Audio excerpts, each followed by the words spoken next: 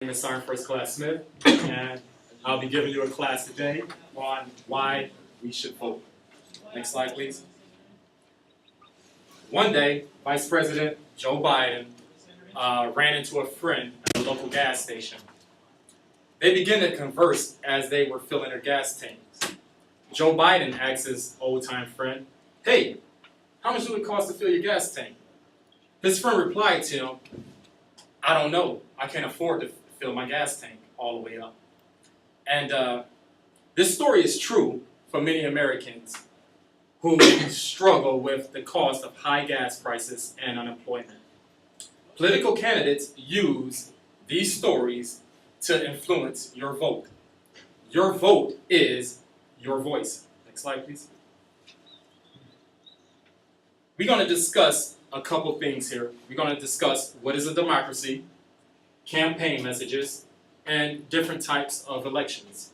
Next slide, please. Let us define democracy. And I quote Abraham Lincoln.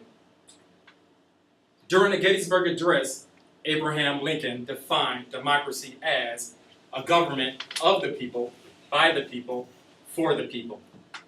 Which means that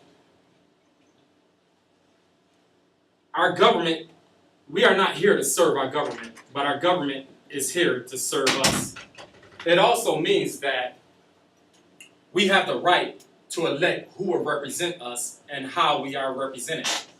It also means that we have one of the greatest rights of any free people, and that is the right to vote. And I strongly encourage each and every one of you to exercise that right. Next slide.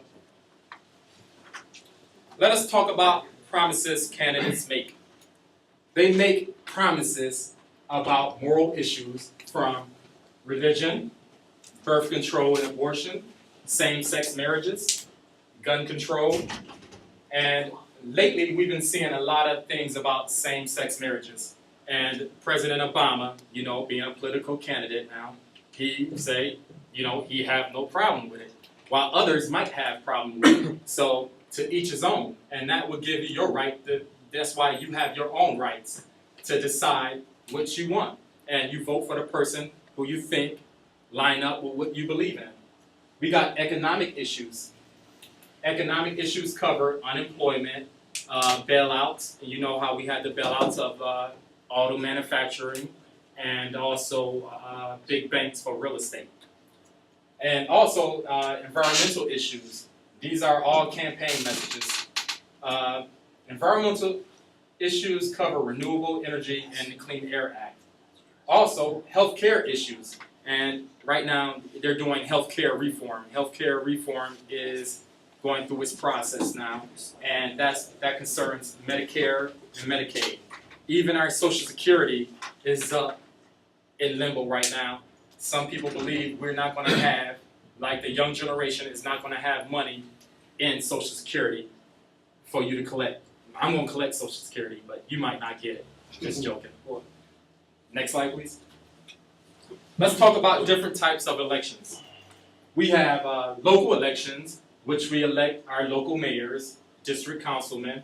We have state elections, where we elect our state governors and congressmen and senators into the House of Representatives. We have presidential elections, which we're coming up on a presidential elections with Romney, who won the Republican ticket, and President Obama for Democrats. Okay, so just to let you know, that's coming up, and make sure you participate. Next slide, please. Let's go over some statistics for voting. Young voters make up about 19% of the electorate. White youth in 2010 experienced the largest decline in voter turnout, down from 28% in 2006 to 25%. In 2010 midterm elections, younger voters were racially and ethnically diverse than the electorate as a whole. Among younger voters, 66% were white, 14% black, 15% Hispanic, and 3% Asian or other. These statistics were provided by the Center for Information and Research on Civic Learning and Engagement. Next slide, please. No, it's one before you. Sorry. Let's talk about why you should vote. Youths are underestimated by party analysis. Most election issues affect the youth. You know, you guys deploy soldiers. Y'all make up the majority of, the issues that affect the younger generation. And educational funding. You are affected by the educational funding. So politicians are passing legislation that affects you every day. And it's a reason why you should be concerned. They talk about the next deploying you somewhere. You should be concerned about that. Democracy only works if every citizen participates. You should vote because it is your right. And a lot of people had sacrificed everything to make sure you had that right. You had the women's suffrage and you had civil rights movements and things of that nature to give us these rights. If you don't vote, you can't complain, simply as that. And I quote Malcolm X when he said, if you don't stand for something, you'll fall for anything. Next slide, please. All right, to recap what we talked about, we defined democracy. We talked about the different types of elections you can participate in. We talked about political agendas. And we talked about why you should vote. And I'll leave you with some words of wisdom. Let your vote be heard. Thank you for your participation. Please stop.